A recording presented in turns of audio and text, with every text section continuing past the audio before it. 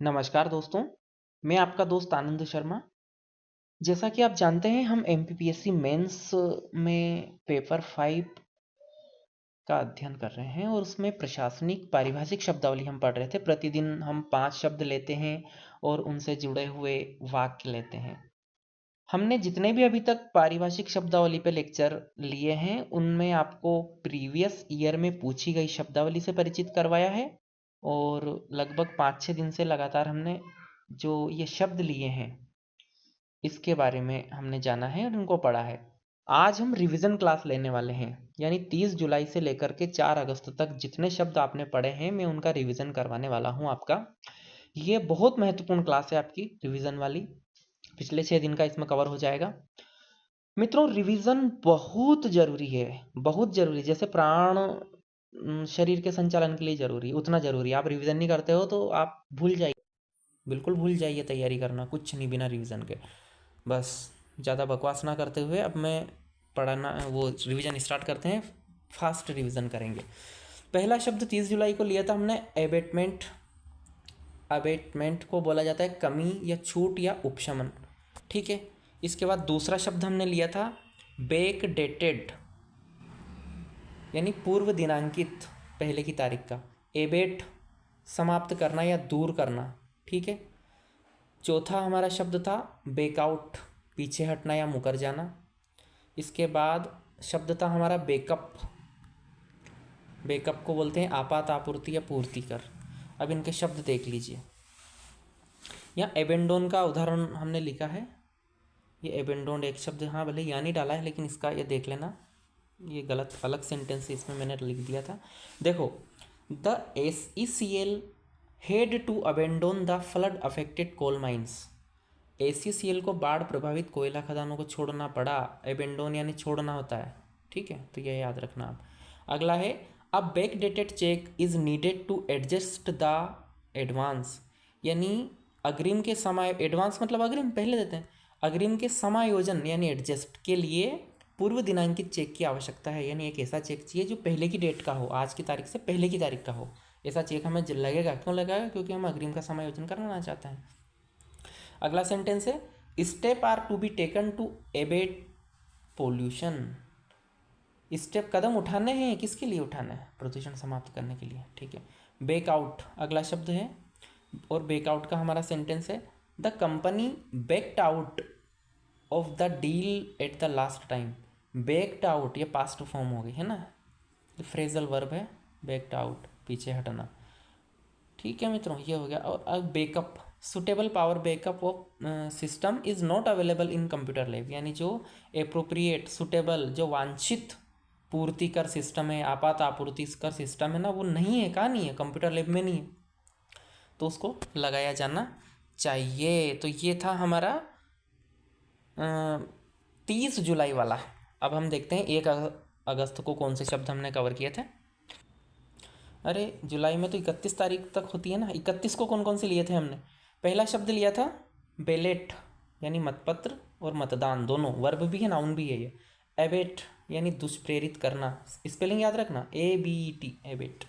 एबियंस स्थगन, अस्थायी रोक, एबियंस। एब्सकॉन्डर यानी भगोड़ा या फरार, ठीक है।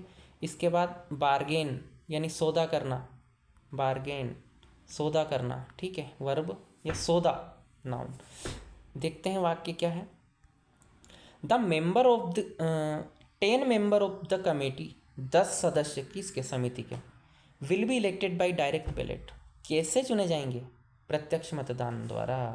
तो ये बैलेट यानी मतदान वाला हो गया। दूसरा है the employee abetted his colleague in the crime, ठीक है। द एम्प्लॉई अबेटेड, देखो यहाँ दुष्प्रेरित करना हमने अर्थ देखा था अबेटेड का। तो दुष्प्रेरित किसने किया? एम्प्लॉय ने। किसे किया? उसके कलीग को किया, उसके सहकर्मी को किया। किस में? क्राइम में किया, अपराध के लिए। अगला है the population is in abeyance in the company due to strike. ये सॉरी यार, मैं एक तो अंग्रेजी पढ़ने में गलती करता हूँ। द प्रोडक्शन, उत्पादन की बात चल रही, is in abeyance in the company due to strike. हड़ताल के कारण कंपनी में उत्पादन पर रोक है। रोक है भाई, क्यों है? ड्यू टू स्ट्राइक, हड़ताल, स्ट्राइक यानी हड़ताल होता है। एबियंस यानी रोक होना, स्थगन होना, समझ रहे हो आप? याद हो रहे हैं कि नहीं हो रहे शब्द? निश्चित रूप से हो रहे होंगे। अगला है the chief culprit in this fraud was an absconder. Absconder अर्थात भगोड़ा। द चीफ कल्प्रिट यानी दोषी, कल्प्रिट यानी क्या हो गया? दोषी। चीफ यानी मुख्य दोषी कौन है इस धोखाधड़ी का, इस फ्रॉड का? कौन है? एब्सकॉन्डर है, भगोड़ा है। समझ गए आप? The union leaders bargained with the management for a salary hike. जो संघ के नेता हैं, यूनियन के नेता हैं, उन्होंने वेतन वृद्धि के लिए प्रबंधन के साथ सौदा किया है। बारगेन यानी सौदा करना, बारगेन यानी सौदा या सौदा करना था नहीं। बारगेन विथ किसके साथ? मैनेजमेंट के साथ, प्रबंधन के साथ। किसके लिए? सैलरी हाइक के लिए। ठीक है, मतलब वेतन में वृद्धि के लिए। ठीक है, समझ आ गया? तो ये था हमारा 31 जुलाई वाला। अब आ जाते हैं 1 अगस्त के शब्दों पर। पहला शब्द था हमारा केडर। केडर को बोलते हैं संवर्ग। आपने सुना होगा नहीं, फलाने केडर के अधिकारी। दूसरा शब्द है हमारा एब्सोल्यूट। तीसरा शब्द है बार। चौथा है एवोल्यूशन। पांचवा है एब्रीविएट। इनके शब्द, इनके जो वाक्य हैं वो देखते हैं। The proposal for restructuring of the cadre, है ना, काय का प्रस्ताव? रीस्ट्रक्चर करना, पुनर्गठन करना, मतलब का जो प्रस्ताव है ना, केडर को पुनर्गठित करने का प्रस्ताव, वो क्या है? अंडर कंसीडरेशन है, मतलब विचाराधीन है। ठीक है, कंसीडर मतलब विचार। बहुत अच्छे शब्द हैं ये। अगला है एब्सोल्यूट यानी पूर्ण, स्पष्ट, निरपेक्ष। आप बोलते हैं ना कोई सी बात बोलने पर एब्सोल्युटली सही है यार, एब्सोल्युटली, एब्सोल्युटली मतलब पूर्ण सही है, स्पष्ट सही है, निरपेक्ष सही है। Absolute, absolute. The party has got the absolute majority, यानी पूर्ण बहुमत हासिल कर लिया पार्टी ने। इस बार नहीं कर पाई मोदी जी की पार्टी। बार का मतलब होता है रोध, रुकावट, वर्जित करना इत्यादि सभी। There is a bar to fresh appointment in the GD, government department को मैंने शॉर्ट में लिखा है, जगह कम थी इसलिए, तो ऐसे शॉर्ट में नहीं लिखा जाता है। देयर इज़ ए बार, यहाँ पे रोक है। किस बात की रोक है? फ्रेश अपॉइंटमेंट यानी नई नियुक्ति पर। इन द जीडी, सरकारी विभागों में। अगला है एवोल्यूशन। एवोल्यूशन का क्या बनेगा? उन्मूलन हो, समाप्ति हो, उत्साधन हो। तो द एचआरसी यानी ह्यूमन राइट कमीशन डिमांडेड, क्या मांग की है? फॉर द एबोल्यूशन, समाप्त करने के लिए। क्या समाप्त करने के लिए? डीथ सेंटेंस या फिर डीथ पेनल्टी भी बोला जाता है, यानी मृत्युदंड को समाप्त करने की मांग की है मानवाधिकार आयोग ने। समझ चुके हैं आप? अगला है एब्रीविएट, संक्षिप्त करना। The report should be passive voice abbreviated या थर्ड फॉर्म बिफोर सबमिशन, यानी प्रस्तुत करने से पहले रिपोर्ट को क्या करना चाहिए? संक्षिप्त करना चाहिए, ऐसे विस्तृत रिपोर्ट नहीं पढ़ना चाहिए। ठीक है, तो ये हो गया हमारा 1 तारीख वाला। अब 2 तारीख पर आ जाते हैं। 2 तारीख को हमने कौन कौन से शब्द किए हैं? सीज फायर पहला शब्द था दोस्तों। सीज फायर यानी युद्ध विराम। ठीक है, सीज फायर यानी युद्ध विराम, अस्त्र विराम। तो देयर विल 30 केसेस, देखो कितना मूर्ख आदमी हूँ मैं। There were 30 cases of violation, यहाँ पे कितने केस थे? 30 थे वॉयलेशन के। ऑफ सीज फायर यानी युद्ध विराम के वॉयलेशन के, युद्ध विराम के उल्लंघन के 30 केसेस है अलोंग विद द इंडो पाक बॉर्डर, पाकिस्तान सीमा पर, इन लास्ट 1 मंथ, है ना, आखिरी 1 महीने में, पिछले 1 महीने में। ठीक है, तो सीज फायर यानी हो गया युद्ध विराम। अगला है सीलिंग, अंतिम सीमा, उच्चतम सीमा या छत, इसको बोला जाता है सीलिंग। स्पेलिंग याद रखना। The ceiling of the rebate under the provisions of income tax act has been raised, बढ़ाई गई है। क्या बढ़ाई गई है? द सीलिंग यानी वो सीमा, अंतिम सीमा बढ़ा दी है आयकर अधिनियम के प्रावधानों के अनुसार। Provision of the income tax, under the provision of income tax. अगला है सेरेमनी यानी समारोह। The oath taking ceremony of the new government will be held in Raj Bhavan, जो शपथ ग्रहण समारोह है नई सरकार का, वो कहाँ होना है? राजभवन में होना है। बहुत बढ़िया। सर्टिफिकेशन यानी प्रमाणीकरण, सत्यापन, प्रमाणन बोलते हैं इसको। ब्यूरो ऑफ इंडियन स्टैंडर्ड यानी भारतीय मानक bureau is the certification agency, एक प्रमाणीकरण एजेंसी है। किसके लिए? फॉर क्वालिटी कंट्रोल, यानी भारतीय मानक ब्यूरो गुणवत्ता नियंत्रण के लिए प्रमाणीकरण एजेंसी है। सेस को बोलते हैं उपकर। Government has made provisions for 2% says on income tax. Says यानी उपकर, किस पर? इनकम टैक्स पर उपकर लगाया। इनकम टैक्स पर भी जो डबल टैक्स लगता है उसको सेस कहते हैं, सरकार लगाती है इसे। और इससे आने वाली आय को किसी निश्चित क्षेत्र पर खर्च करने का प्रावधान कर दिया जाता है। जैसे शिक्षा सेस, शिक्षा पे खर्च किया जाता है। अभी 4% है शिक्षा सेस, याद रखना आप।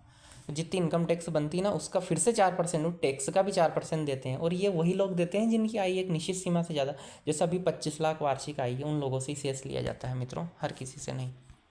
अर्थव्यवस्था जब पढ़ाएंगे सब चीज़ें क्लियर कर देंगे, बने रहो।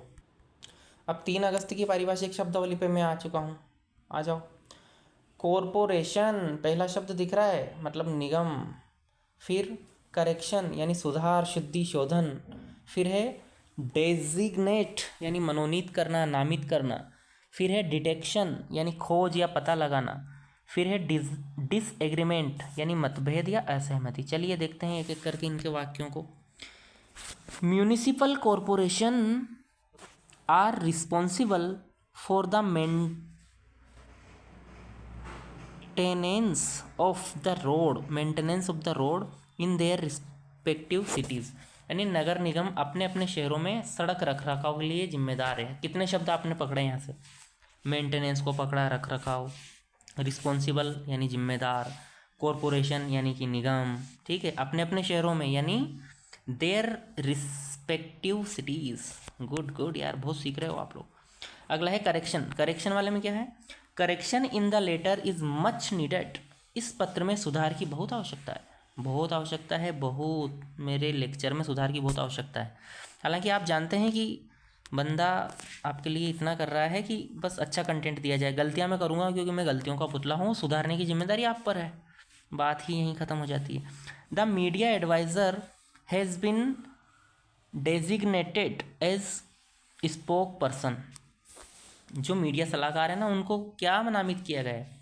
प्रवक्ता के रूप में। स्पोक पर्सन यानी प्रवक्ता, याद हो गया आपको। डेजिग्नेटेड यानी नामित किया गया है। हैज़ बिन डेजिग्नेटेड, ये पैसिव वॉइस आ गया, ठीक है। Last year the detection rate for car theft, समझ रहे हो, समझ रहे हो? Last year the detection rate for car theft, car चोरी का पता लगाने की दर थी ना पिछले साल, वाज जस्ट 16%, बहुत कम। अगला है there is a disagreement between the two state on the distribution of river water. यानी असहमति है, मतभेद है, विवाद है, किसको लेकर? नदी जल के वितरण को लेकर दो राज्यों के बीच में, ठीक है। ये पांचों हो गए हमारे वाक्य। अब अगला देखते हैं, आ जाओ अब 4 अगस्त पर। पहला है डिपेंडेंट यानी कि प्रतिवादी। दूसरा है डिफिशियंसी अर्थात कमी। डिफाइन परिभाषित करना, निर्धारण करना। डीड यानी कार्य या विलेख। और डिफेल्केशन यानी कि गबन। आइए इनके वाक्यों को देखते हैं। पहला है the defendants were not parties to the settlement, यानी जो प्रतिवादी समझौते के पक्षकार नहीं थे। वर नॉट पार्टीज यानी पक्षकार नहीं थे। टू द सेटलमेंट यानी समझौते के लिए। और कौन? डिफेंडेंट यानी प्रतिवादी। जो मुकदमा दायर करता है उसे वादी बोलते हैं, जिसके खिलाफ दायर किया जाता है उसे प्रतिवादी कहते हैं। ये बात बता देता हूँ। अगला है there are certain deficiencies in the online registration. यहाँ पे ना कुछ कमियाँ हैं, कुछ कमियाँ हैं। क्या कमियाँ हैं? ऑनलाइन रजिस्ट्रेशन में बहुत कमियाँ हैं भैया। आगे बढ़ो।